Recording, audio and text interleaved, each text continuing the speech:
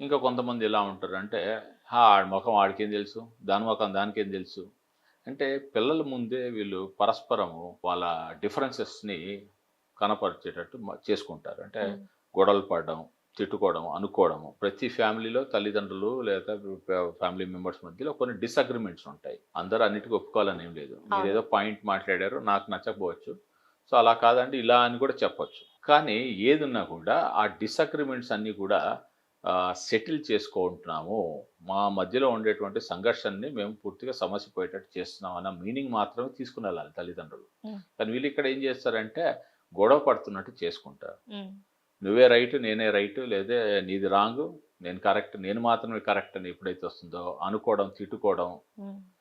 లేదా కొంతమంది చేతులెత్తడం, కొట్టకపోయినా అవసరం లేదు. చేతులెత్తితే చాలు. ఇది అన్ని పిల్లల ముందు జరిగిందనుకోండి, then they will not have any value.